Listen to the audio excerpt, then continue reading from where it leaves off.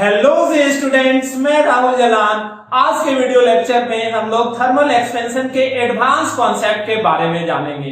इस video lecture को अगर आप पूरा देखते हो और बारीकी से समझने की कोशिश करते हो तो थर्मल एक्सपेंशन पर आधारित किसी भी लेवल के क्वेश्चन को आप लोग आसानी से सॉल्व करने की काबिलियत रख सकते हो। जैसा कि मैंने पहले भी बताया है कि इस सीरीज में मैंने 3 वीडियो बना रखे हैं। जो पहला वीडियो था उसमें मैंने थर्मल एक्सपेंशन के बेसिक कॉन्सेप्ट के बारे में समझाया। ये जो आज का वीडियो है, इस दूसरे वीडियो में मैं थर्मल एक्सपेंशन पर आधारित एडवांस लेवल के कॉन्सेप्ट को बताने जा रहा हूं, जिसमें कि कई बाकी सारे चैप्टर्स के कॉन्सेप्ट की भी जरूरत पड़ेगी। और जो इसके बाद वाला तीसरा वीडियो होगा, उस तीसरे वीडियो में मैं इस टॉपिक पर आधारित हर लेवल और हर प्रकार के क्वेश्चंस को करवाने जा रहा हूं। सबसे पहले एक बात बता दूं कि इस वीडियो को आप प्लीज हाई क्वालिटी में देखो, जिसकी वजह से आप अच्छे से समझ पाओगे एक एक बातों को। तो चलो स्टूडेंट, एक एक करके हर प्रकार के कॉन्सेप्ट को हम लोग यहाँ पर देखते हैं और सीखने की कोशिश करते हैं।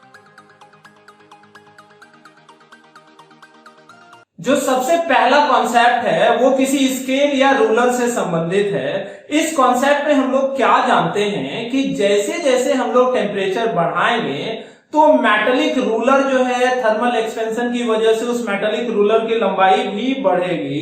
तो मेटालिक रूलर में जो ग्रेजुएटेड पॉइंट है, ग्रेजुएशन क्या होता है कि मेटालिक रूलर में वो जो दाग लगा हुआ रहता है 1 metre, 2 metre, 1 centimetre, 2 centimetre, 3 centimetre, किसी भी रूप में वो जो दाग लगा हुआ रहता है किसी मेजरमेंट के लिए, उसी दाग को हम लोग नाम दे देते हैं यहाँ पर ग्रेजुएशन। ओके, तो जैसे ये मान लेते हैं रूलर है या स्केल है, तो जैसे हम टेम्परेचर बढ़ाएंगे तो इस स्केल या रूलर की लंबाई बढ़ेगी। तो रूलर की लंबाई बढ़ने से ग्रेजुएशन के बीच की दूरी भी बढ़ जाएगी, जिस वजह से हम लोग जो हाई टेम्परेचर पे मेजरमेंट करेंगे वो एक्चुअल मेजरमेंट से कम आएगा। यानी कि यहाँ जो डिफेक्ट होगा उसमें क्या होगा कि लंबाई हम लोग जो नापेंगे वो कम आ जाएगा या ज्यादा, कम। समझना जरूरी है, टेम्परेचर बढ़ाने पर रूलर की लंबाई बढ़ेगी तो मेजरमेंट कम आने जा रहा है। जैसे कि मैं यहाँ पर इस फिगर से समझाता हूं, ये कोई ऑब्जेक्ट है और इस ऑब्जेक्ट की लंबाई दरअसल 2 मीटर है। ओके, इस ऑब्जेक्ट की लंबाई कितनी है बच्चों? 2 मीटर। और ये T डिग्री सेल्सियस पर जो कि एक्चुअल टेम्परेचर है, जहां पर रूलर सही का सही ग्रेजुएशन किया हुआ है, उस मेजरमेंट में जब हम लोग ऑब्जेक्ट को नापते हैं तो हम लोग क्या पाते हैं, ये ऑब्जेक्ट की लंबाई जो है वो कितनी है? 2 मीटर। ये रूलर है T डिग्री सेल्सियस पर जो कि एक्चुअल लेंथ को दर्शा रहा है। तो क्या देखते हैं, ग्रेजुएशन है 0 metre, 0.5 metre, 1 metre, 1.5, 2 metre, 2.5 and so on. तो यहाँ पर हम लोग क्या पाते हैं, ऑब्जेक्ट की एक्चुअल लंबाई 2 मीटर है, कहीं कोई डाउट नहीं है। लेकिन जैसे हम लोग टेम्परेचर बढ़ाते हैं T प्लस डेल T कर देते हैं, T plus del T degree Celsius, तो टेम्परेचर बढ़ने के वजह से रूलर जो कि मेटल का बना हुआ है उस रूलर की लंबाई भी बढ़ेगी। और जैसे रूलर की लंबाई बढ़ेगी तो ये जो ग्रेजुएशन का पॉइंट है ये भी आपस में एक दूसरे से दूर आते जाएगा। आप गौर करो, अभी 0 यहाँ था, 0.5 यहाँ था, लेकिन अभी 0.5 से थोड़ा आगे आ गया 0.5, 1 यहाँ था, लेकिन अभी 1 का भी ग्रेजुएशन पॉइंट थोड़ा आगे बढ़ गया। इसी तरह ये जो 2 मीटर है, तो ये ऑब्जेक्ट की लंबाई तो रियल में 2 मीटर है, लेकिन T डिग्री सेल्सियस पर उसी रूलर से नापेंगे तो सही मेजरमेंट देगा। लेकिन T प्लस डेल T पर जब इस रूलर से इस ऑब्जेक्ट को मेजर करेंगे तो आप गौर करो कि कितना आएगा, 2 मीटर आएगा क्या? नहीं, 2 मीटर से थोड़ा कम आएगा। यानी कि टेम्परेचर बढ़ाने पर रूलर की लंबाई बढ़ती है, मेजरमेंट घट जाती है। कितना घट जाएगा? तो ये लेंथ में जो अंतर आएगा, यदि यहां से यहां तक इस लंबाई को 2 मीटर को हम लोग एक्चुअल लेंथ L मान लेते हैं, तो यहां से यहां जो लंबाई होगा, अभी जो रूलर की लंबाई कितनी हो जाएगी, ये L plus del L, L plus del L। तो what is the error in measurement? तो that is equals to del L and del L is equals to L alpha del T। Okay students,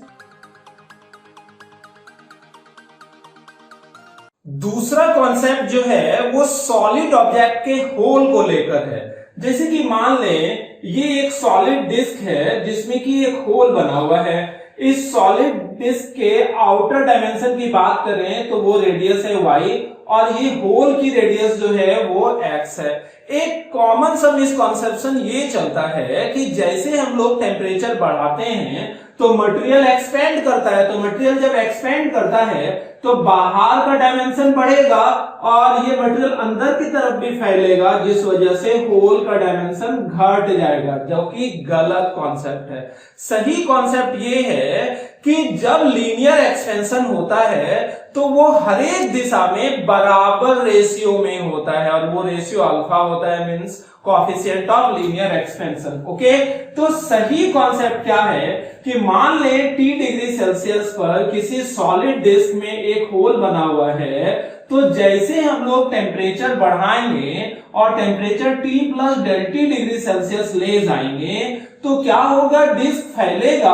obvious सी बात है, temperature बढ़ने पर फैलना चाहिए और यहां पर फैलेगा भी, और ये फैलने पर ये जो लेंथ है y ये बढ़ के, यानी कि ये आउटर डायमेंशन का radius y plus del y हो जाएगा और रेडियस भी बढ़ेगा अंदर होल का और वो भी x प्लस डेल x हो जाएगा।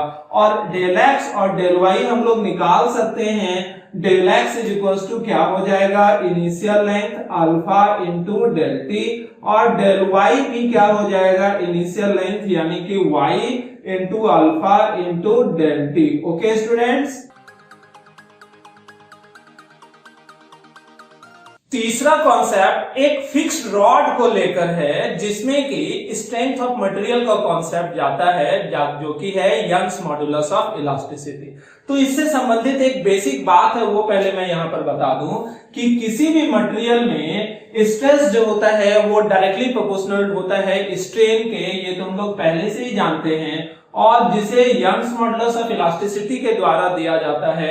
और यंग्स मॉडुलस ऑफ इलास्टिसिटी होता है स्ट्रेस बटा स्ट्रेन। ओके स्टूडेंट्स, ये जानना चाहिए, इसलिए मैं यहां पर लिख रहा हूं। स्ट्रेस कितने के बराबर होता है, स्ट्रेस जो होता है वो बराबर होता है फोर्स पर यूनिट एरिया, और स्ट्रेन जो होता है वो किसके बराबर होता है, change in length divided by original length. तो उसी कॉन्सेप्ट का इस्तेमाल हम लोग यहां पर कर रहे हैं, आप लोग समझना बारीकी से। सिचुएशन क्या है, एक सिचुएशन ये दिया हुआ है कि T डिग्री सेल्सियस टेम्परेचर है। ओके, T डिग्री सेल्सियस पर ये जो रॉड है यहां पर फंसा हुआ दो फिक्स्ड सरफेसेस के बीच, ये सरफेस आगे पीछे नहीं जा सकता है, और इस रॉड का cross sectional area capital A दिया हुआ है।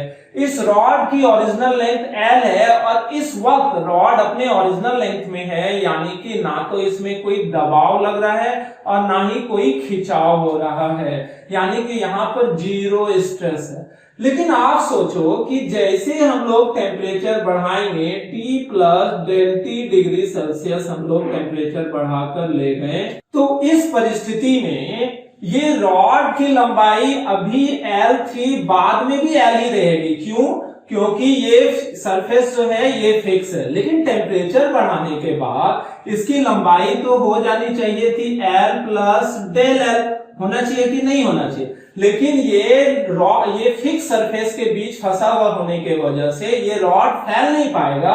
इस वजह से यहां पर हम लोग क्या मानेंगे कि इस रॉड में कंप्रेशन आ गया है। कितना कंप्रेशन आया है, यदि ये सरफेस इधर उधर मूव कर सकता होता तो ये रॉड की लंबाई हो जाती L प्लस डेल L, लेकिन इसको दबा के, ये जो सरफेस है दबा के इसको ओरिजिनल लेंथ L में ही रखा, तो बताइए तो चेंज इन लेंथ कितना हो गया, डेल L। ओके स्टूडेंट, तो इस परिस्थिति में चेंज इन लेंथ जो है that is equal to del L and that is equal to L alpha del T। Okay student, अब हम लोग निकालते हैं स्ट्रेन। स्ट्रेन जो होगा that is equal to del L by L and that is L alpha del T divided by L, और ये कट जाने के बाद अल्फा डेल T के टर्म में आएगा।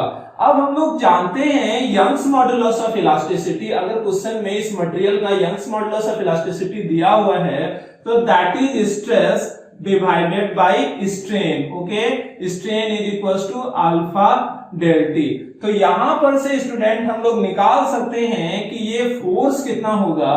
ये फोर्स जो होगा that is equal to Young's modulus of elasticity into cross sectional area into alpha, मतलब coefficient of linear extension into change in temperature. और ये एक इक्वेशन बन गया जो कि क्वेश्चन पूछा जाता है कि अगर किसी रॉड की लंबाई जो कि L है, क्रॉस सेक्शनल एरिया A है, उसके टेम्परेचर को डेल्टी डिग्री सेल्सियस अगर हम लोग बढ़ा दें तो यहां पर ये रॉड इन सरफेसेस पर कितना फोर्स लगाएगा। तो ये जो फोर्स है, ये फोर्स है इन सरफेसेस पर रॉड के द्वारा लगाया गया फोर्स बाहर की तरफ, और सरफेस जो है रॉड पर उतना ही फोर्स लगा रहा है अंदर की तरफ, जिस वजह से रॉड अभी कंप्रेशन में है। और यहां पर जो ये है F फोर्स बटे area that is compressive stress. Okay, चौथा कॉन्सेप्ट जो है वो पेंडुलम क्लॉक को लेकर है। हम लोग जानते हैं कि किसी भी पेंडुलम के लिए टाइम पीरियड जो होता है that is equals to 2 pi root under L by g. ये L जो है ये लेंथ ऑफ द पेंडुलम है। जैसे जैसे हम लोग टेम्परेचर बढ़ाएंगे तो क्या होगा, पेंडुलम का लेंथ बढ़ेगा, और जैसे लेंथ बढ़ेगा तो टाइम पीरियड भी बढ़ेगा। तो यहाँ सोचने और समझने की बात ये है कि टेम्परेचर बढ़ाने पर पेंडुलम का टाइम पीरियड बढ़ जाता है। टाइम पीरियड बढ़ने का मतलब है कि घड़ी अब एक्चुअल टाइम नहीं देगा, तो देगा क्या, बढ़ जाएगा समय अंतराल या घट जाएगा। तो आप बोलोगे घड़ी स्लो हो गया है, फास्ट नहीं हो गया है। यहां पर समझना है बारीकी से, टेम्परेचर बढ़ाए तो टाइम पीरियड बढ़ा, टाइम पीरियड बढ़ा यानी कि 1 घंटे के समय को अब थोड़ा सा ज्यादा समय में घड़ी पूरा करेगा, यानी कि एक घड़ी जो है अपना पूरा कार्यक्रम ज्यादा समय लेके कंप्लीट करेगा, जिस वजह से घड़ी आपको स्लो महसूस होगा। क्वेश्चन पूछा जाता है कि what will be the error given by the clock after rise in temperature, some rise in temperature in given time interval। Okay, तो इस तरह के क्वेश्चंस को हम लोग कैसे बनाते हैं और समझते हैं। यहाँ जैसा कि हम लोग जान रहे हैं कि पेंडुलम के लिए टाइम पीरियड होता है 2t = 2 pi root L by g. तो आप बताओ यहाँ पर time period directly proportional to root L हो गया। तो यहाँ पर अगर हम लोग माने कि T टेम्परेचर पर टाइम पीरियड T था, मान लेते हैं at T degree Celsius time period is capital T, and at T plus del T degree Celsius time period is T dash, then in this case T dash is directly proportional to root under L dash। क्यों? क्योंकि लंबाई भी बढ़ चुकी होगी, temperature बढ़ाने से लंबाई बढ़ेगा। तो अब क्या हम लोग यहाँ पर इक्वेशन तैयार कर सकते हैं, यहाँ पर इक्वेशन तैयार कर सकते हैं T dash by T is equals to how much, root under L dash divided by L। अब आप समझो बात को, T dash by T is equals to root under L dash। L dash is equals to क्या होता है student, L into 1 plus alpha del T। ये formula है लंबाई का, T del T degree Celsius rise करने पर टेम्परेचर, और डिवाइडेड बाय L। L तो कट जाएगा, तो T dash by T is equals to root under 1 plus alpha del T। 1 plus alpha del T को हम लोग ऐसा भी लिख सकते हैं कि T dash by T is equals to 1 plus alpha del T पर पावर 1/2।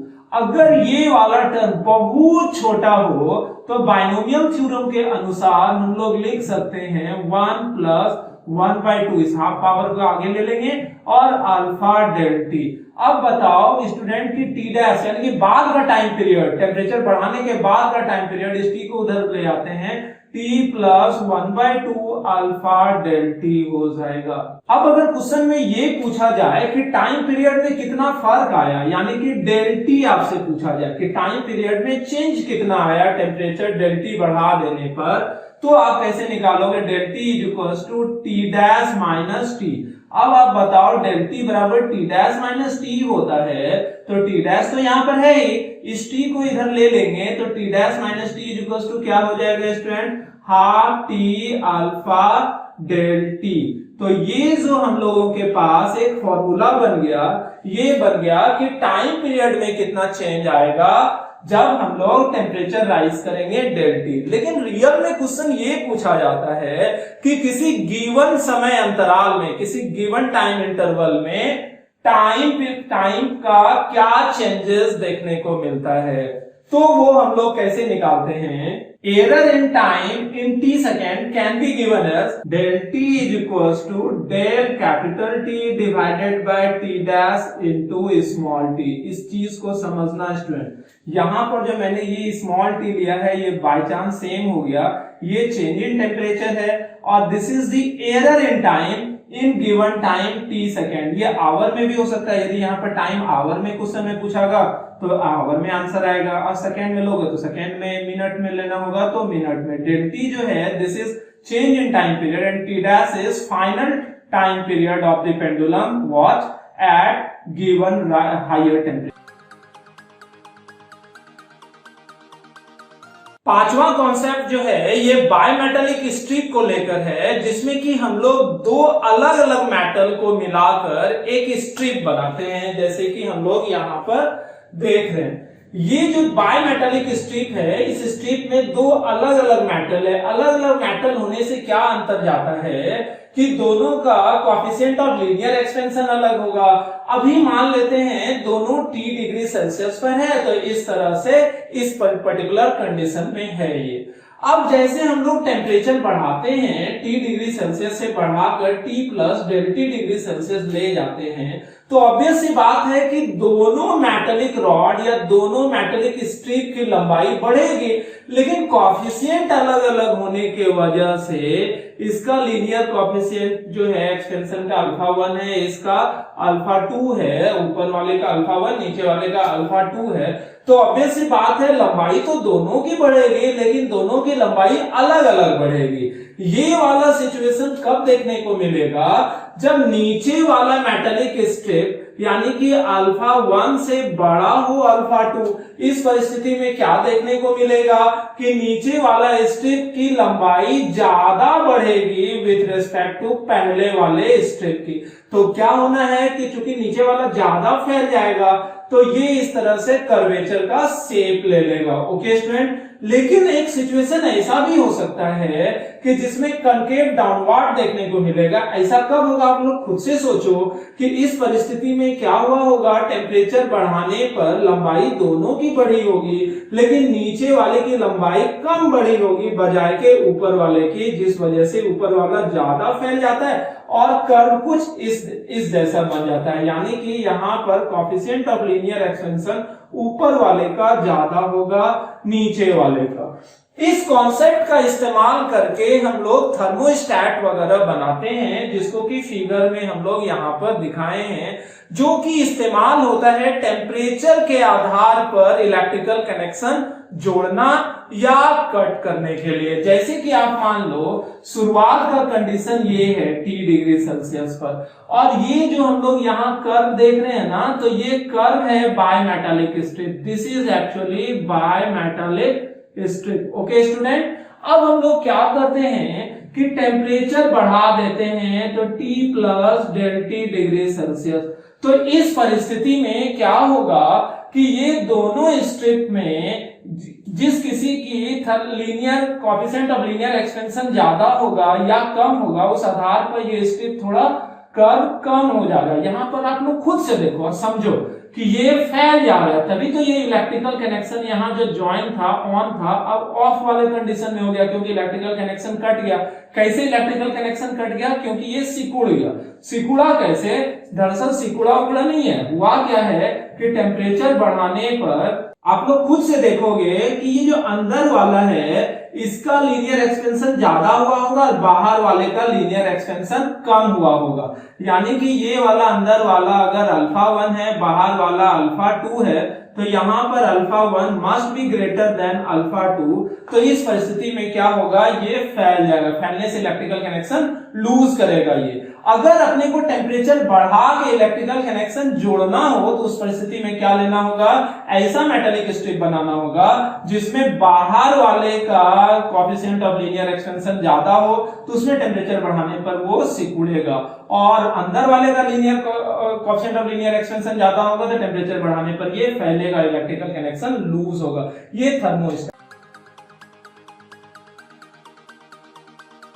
छठा कॉन्सेप्ट जो है वो डेंसिटी को लेकर है कि टेम्परेचर बढ़ाने पर डेंसिटी पर क्या प्रभाव पड़ता है। हम लोग ये जानते हैं कि टेम्परेचर बढ़ाने पर वॉल्यूम तो बढ़ता है, तो चूंकि डेंसिटी वॉल्यूम के इनवर्सली प्रोपोर्शनल होता है तो ऑब्वियस सी बात है टेम्परेचर बढ़ाने पर डेंसिटी घटेगा, लेकिन कितना घटेगा ये हम लोगों को निकालना है। हम लोग जानते हैं कि density is equals to mass by volume, और ये भी फिक्स है कि टेम्परेचर पर मास का कोई असर नहीं होता। कहने का मतलब टेम्परेचर बढ़ाएंगे तो मास पर कोई असर नहीं होने जाता है, इस वजह से मास कांस्टेंट है, इस वजह से डेंसिटी जो होगा इनवर्सली प्रोपोर्शनल होगा स्टूडेंट किसके, वॉल्यूम के।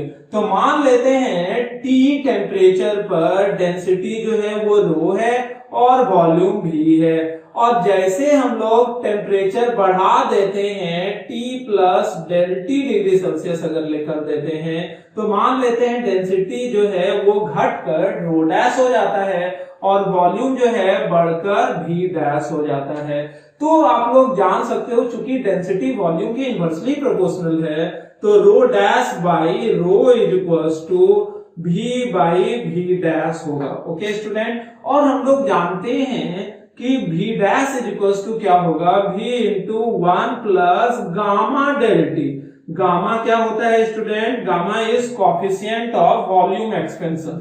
तो यहां से हम लोग क्या देख लिए कि rho dash by rho is equals to how much, 1 by 1 plus gamma del T. Okay student, तो रो डैश की वैल्यू कितनी आ जाएगी, rho dash is equals to, इस रो को उस साइड कर देते हैं तो रो इंटू और 1 by 1 plus gamma del T को अगर हम लोग ऊपर ले लें तो 1 प्लस गामा डेल टी पर पावर -1 भी लिख सकते हैं, और नॉर्मल वे में भी लिख सकते हैं रो डैश पाथ की volume is equals to rho divided by 1 plus gamma del T. Okay student, लेकिन यहां पर इस वाले फॉर्मूला से आप लोग जानो कि अगर हम लोग माने कि गामा की वैल्यू बहुत कम है, 1 से बहुत ज्यादा छोटा है, तो यहां पर बाइनोमियल थ्योरम का इस्तेमाल करके हम लोग इस यूज कर सकते हैं और लिख सकते हैं rho dash is equals to rho into 1 और इस -1 को अंदर ले लेंगे तो माइनस गामा डेल टी। ये वाला भी इक्वेशन हम लोग इस्तेमाल कर सकते हैं। सातवें कॉन्सेप्ट में हम लोग एपरेंट वेट की बात कर रहे हैं, किसकी, तो किसी सबमर्ज्ड बॉडी की, कि अगर कोई बॉडी पूरी तरह से किसी लिक्विड में डूबा हुआ है तो वहां पर टेम्परेचर बढ़ाने या घटाने पर इस बॉडी के एपरेंट वेट पर क्या प्रभाव पड़ता है। तो सबसे पहले हम लोग मानते हैं और जानते हैं कि एपरेंट वेट होता क्या है। तो यहां पर आप लोग जानो कि एपरेंट वेट जो होता है कोई भी बॉडी का, वो होता है उसके actual wait minus upthrust force के, यानी कि एपरेंट वेट जो होता है वो होता है उसके actual wait minus upthrust force. क्योंकि जब कोई बॉडी सबमर्ज्ड होता है किसी लिक्विड में तो ये लिक्विड इस सॉलिड के द्वारा जितना लिक्विड को डिस्प्लेस किया गया है उस लिक्विड के मास के बराबर इस पर फोर्स, अपथ्रस्ट फोर्स ऊपर की तरफ लगाता है, जिस वजह से बॉडी का एपरेंट वेट थोड़ा घट जाता है। तो हम लोगों को यहां पर पता करना है कि टेम्परेचर का क्या प्रभाव पड़ता है एपरेंट वेट पर। तो एक एक करके देखते हैं। सबसे पहले ये जो अपथ्रस्ट फोर्स है इसके बारे में आप लोग जानो। ये upthrust force is equals to होता है volume of this solid into density of this liquid into gravitational acceleration. Gravitational acceleration तो कांस्टेंट है, तो यहां पर आप लोग जानो कि upthrust force is directly proportional to v solid into rho liquid. हम लोग यहां पर मान लेते हैं कि T डिग्री सेल्सियस टेम्परेचर पर जो फोर्स है अपथ्रस्ट फोर्स वो F है वॉल्यूम जो सॉलिड का है वो भी सॉलिड है और डेंसिटी जो लिक्विड का है वो रो एल है। लेकिन जैसे टेम्परेचर हम लोग बढ़ा लेते हैं T plus del T degree Celsius, तो उस परिस्थिति में अपथ्रस्ट फोर्स भी बदला होगा F dash, volume of solid भी बदला होगा और वो हो जाता है Vs डैश, और डेंसिटी ऑफ लिक्विड भी बदला होगा जो कि हो जाएगा रो एल डैश। तो हम लोग यहाँ पर पता करते हैं सबसे पहले कि F dash by F is equals to क्या होगा। F is equals is directly proportional to Vs into rho L, so F dash by F is equals to हो जाएगा Vs dash into rho L dash divided by Vs into rho L. Okay student, तो यहां पर आप लोग जानो कि F dash by F is equals to V dash by Vs। तो यहाँ पे V डैश वॉल्यूम जो बढ़ेगा वो कितना हो जाएगा, V solid into 1 plus gamma del T. Okay student, divided by V solid.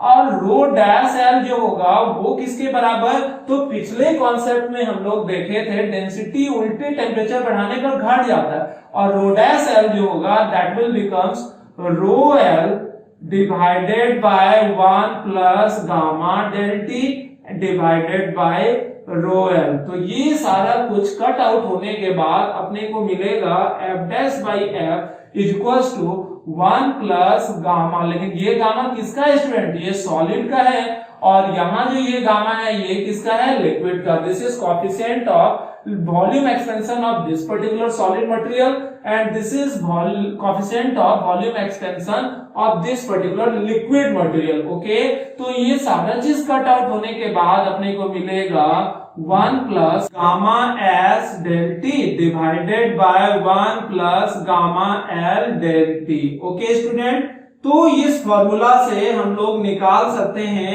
F dash is equals to F into 1 plus gamma S del T divided by 1 plus gamma, this is gamma L del T. Okay student, अब आपको यहां से बताना है कि apparent weight पर क्या असर पड़ेगा टेम्परेचर बदलने का। तो सबसे पहले जानो, अलग अलग कंडीशन लेकर हम लोग काम कर रहे हैं। If gamma of solid is equals to gamma of liquid, आप लोग सोचो और समझो, अगर गामा सॉलिड और गामा लिक्विड बराबर हो जाएगा तो ये कट उठ के 1 हो गया, यानी कि F डैश बराबर F, यानी कि पहले जो अपथ्रस्ट फोर्स था उसी के बराबर बाद का भी अपथ्रस्ट फोर्स होगा, यानी कि सो W एपरेंट यानी कि एपरेंट वेट पर नो इफेक्ट।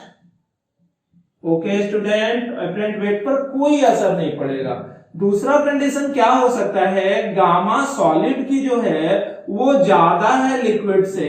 अगर लिक्विड के रेस्पेक्ट में वॉल्यूम एक्सपेंशन सॉलिड का ज्यादा होगा तो क्या हो जाएगा, यहां पर F डैश जो है वो F से बड़ा हो जाएगा। F dash will becomes greater than F, यानी कि ये अपथ्रस्ट फोर्स बढ़ जाएगा, और जैसे अपथ्रस्ट फोर्स बढ़ेगा तो एपरेंट वेट घट जाएगा, यानी कि इस केस में एपरेंट वेट घटेगा। सीखे स्टूडेंट। और जो ये तीसरा कंडीशन होगा वो क्या हो सकता है, gamma solid is less than gamma liquid. इस परिस्थिति में क्या होगा, ये वैल्यू 1 से छोटा, जिस वजह से F डैश जो है वो F से छोटा हो जाएगा, यानी कि अपथ्रस्ट फोर्स घट जाएगा, और जैसे अपथ्रस्ट फोर्स घटेगा तो एपरेंट वेट बढ़ जाएगा, यानी कि F dash is less than F, so apparent weight will increases.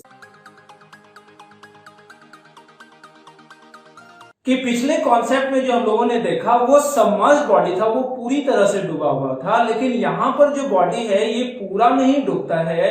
क्यों? क्योंकि बॉडी की डेंसिटी जो है वो लिक्विड से कम रही होगी, जिस वजह से बॉडी फ्लोट करता है, तो उसका कुछ हिस्सा डूबा हुआ रहता है। तो फ्रैक्शन, कितना फ्रैक्शन डूबा हुआ है, ये क्वेश्चन में पूछा जाता है कि टेम्परेचर बढ़ाने पर fraction of body that is emerged in the liquid will increases और डिक्रीजेस। तो इस तरह के क्वेश्चंस को हम लोग कैसे करते हैं वो हम लोग देखते हैं। जैसे कि मान लें यहां पर ये एक लिक्विड है और इस लिक्विड की डेंसिटी आपको दी हुई है रो एल, और ये एक सॉलिड है, इस सॉलिड की डेंसिटी जो है वो रो एस है, और इतना सा हिस्सा जो है ये डूबा हुआ है इस लिक्विड के अंदर, तो इसे हम लोग रिप्रेजेंट कर सकते हैं VI से, यानी कि volume of the body that is emerged inside the liquid. और ये जो हम लोग यहाँ पर भी लिख रहे हैं, ये भी is complete volume of this particular body. Obvious सी बात है कि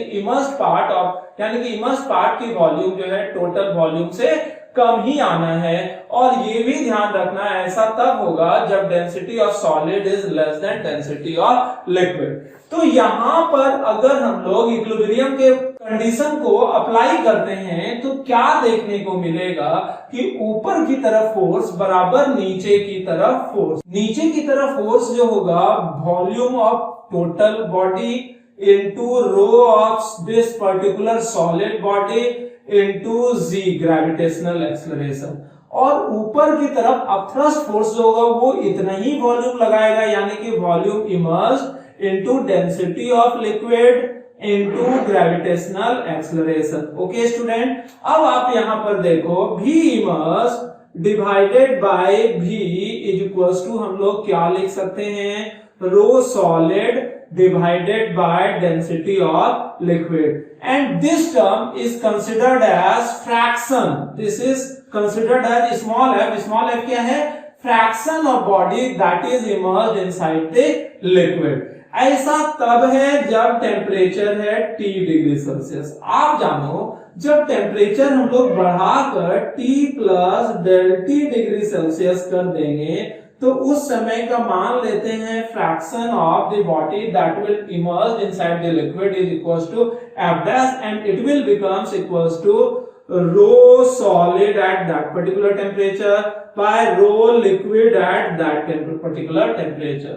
तो यहां पर जो हम लोगों को दो इक्वेशन आया, fraction of the body that is emerge inside the liquid at T degree Celsius and fraction of the body that is immersed inside the liquid at T plus ΔT degree Celsius. इन दोनों का ratio अगर हम लोग लेते हैं, यानी कि F dash by F, then it will becomes equals to rho S dash divided by rho S into rho L divided by rho L dash. Okay student, तो यहां पर एकदम से क्रिस्टल क्लियर होना चाहिए। तो अब आप जानो F dash by F is equals to कितना हो जाएगा, तो रो डैश एस की जगह हम लोग क्या लिख सकते हैं, rho s divided by 1 plus gamma solid की into change in temperature divided by gamma of solid into gamma of liquid divided by gamma L dash is equals to ΔT degree Celsius higher temperature पर कितना हो जाएगा, gamma L divided by 1 plus rho L divided by 1 plus gamma liquid into ΔT। ये सारा term जब cut जाता है तो हम लोगों को F डैश बाई F की जगह पर मिलता है 1 plus gamma liquid into ΔT divided by 1 plus gamma solid into ΔT। तो बच्चों बताओ F dash is equal to कितना हो जाएगा, this will becomes F into 1 plus gamma L into ΔT divided by 1 plus gamma S into ΔT। Okay, तो यहाँ पर ये जो फॉर्मूला हम लोग डिराइव किए हैं, इस फॉर्मूला में अलग अलग कंडीशन अप्लाई करके हम लोग देखते हैं कि क्या अंतर पड़ता है fraction of the body that will immerse inside the liquid पर। आप जानो कि अगर गामा L बराबर गामा S हो, यानी कि coefficient of volume expansion solid और लिक्विड की बराबर हो, तो उस परिस्थिति में F डैश और F बराबर रहेगा। कहने का मतलब क्या हुआ कि फ्रैक्शन जो है body emerged inside the liquid वो रिमेन अनचेंज्ड रहने वाला है। दूसरा कंडीशन क्या हो सकता है, gamma L is greater than gamma S। तो इस परिस्थिति में क्या होना है कि यहाँ पर ये वैल्यू जो है 1 से बड़ा आ जाएगा, इस वजह से F डैश बढ़ जाएगा, यानी कि F dash will becomes greater than F means what, कि fraction of the body that will submerge inside the liquid will increases, यानी कि अब ज्यादा डूब जाएगा। और तीसरा कंडीशन होगा gamma L is less than gamma S। तो इस परिस्थिति में क्या होने वाला है, उस परिस्थिति में ये टर्म 1 से छोटा हो जाएगा, जिस वजह से f' will becomes less than f, यानी कि fraction of body that will emerge inside the liquid will decreases, यानी कि ये बॉडी थोड़ा फ्लोट कर जाएगा। ओके स्टूडेंट, अगला कॉन्सेप्ट जो है वो लिक्विड के एक्सपेंशन को लेकर है, जो कि किसी कंटेनर के अंदर मौजूद है। आप ध्यान से देखो कि ये कंटेनर है, इसमें ग्रेजुएशन किया गया है जो कि बताता है कि किसी सर्टेन टेम्परेचर पर इस लिक्विड की वॉल्यूम क्या है। जैसे टेम्परेचर हम लोग बढ़ाएंगे तो ऑब्वियस सी बात है इस लिक्विड का वॉल्यूम तो बढ़ेगा, लेकिन आप ये भी जानो कि इस कंटेनर की भी तो वॉल्यूम बढ़ेगी। अगर कंटेनर की वॉल्यूम टेम्परेचर बदलने पर नहीं बदलता तो सामान्य सा क्वेश्चन होता। क्वेश्चन क्या होता, टेम्परेचर बढ़ा रहे हैं तो लिक्विड की वॉल्यूम बढ़ी, कितनी बढ़ी, डेल बी, वो हम लोग आराम से निकाल लेते हैं। लेकिन हमको यहाँ पर इंक्रीमेंट इन वॉल्यूम नहीं निकालना है, एपरेंट इंक्रीमेंट इन वॉल्यूम की बात कर रहे हैं। एपरेंट इंक्रीमेंट इन वॉल्यूम क्या होता है कि जैसे हम लोग टेम्परेचर बढ़ाएंगे तो लिक्विड फैलेगा, साथ ही साथ कंटेनर भी फैलेगा। अगर लिक्विड ज्यादा तेजी से फैल रहा है, कंटेनर कम फैल रहा है, तो हम लोगों को क्या प्रतीत होगा कि लिक्विड का वॉल्यूम बढ़ रहा है। लेकिन अगर एक केस ऐसा भी हो सकता है कि टेम्परेचर बढ़ाएं और टेम्परेचर बढ़ाने पर लिक्विड भी फैला, कंटेनर भी फैला, लेकिन लिक्विड कम फैला, कंटेनर ही ज्यादा फैल गया, तो उस परिस्थिति में क्या दिखेगा कि टेम्परेचर बढ़ाने पर लिक्विड जो है वो वॉल्यूम घटा लिया। तो यहां पर coefficient of apparent expansion of volume, coefficient of apparent expansion of volume of this liquid को अगर हम लोग रो A से रिप्रेजेंट करें, this is what coefficient of apparent expansion of this liquid, कितना पर, तो per unit volume per degree Celsius rise in temperature it will becomes equals to gamma of L minus gamma of C. और ये formula बनता है जिसको कि आप लोग ध्यान से देखोगे और समझोगे। गामा एल क्या है, this is coefficient of volume expansion of this particular liquid, and what is gamma C, and this is coefficient of volume expansion of this particular container. Okay students, यहाँ पर इस वीडियो में हर एक possible question और हर एक possible varieties को discuss किया है मैंने, जो कि थर्मल एक्सपेंशन पर आधारित हो सकता है। अगर आपने इस पूरे वीडियो को ध्यान से देखा होगा तो आप लोगों ने जरूर से कुछ न कुछ नई बातों को सीखा और समझा होगा। अब इसके बाद नेक्स्ट वीडियो लेक्चर में हम लोग इन सारे टॉपिक्स पर, अब हम लोग नेक्स्ट वीडियो में इन सारे कॉन्सेप्ट पर आधारित क्वेश्चंस को एक एक करके देखेंगे, समझेंगे, जिससे कि थर्मल एक्सपेंशन पूरी तरह से क्लियर होने जा रहा है। अगर आप लोगों को ये वीडियो समझ में आया, अच्छा लगा, तो प्लीज इस वीडियो को लाइक करो, सब्सक्राइब करो और अपने दोस्तों के बीच इसे प्लीज से प्लीज शेयर करो, क्योंकि उन लोगों को भी बेनिफिट होने जा रहा है। Okay students.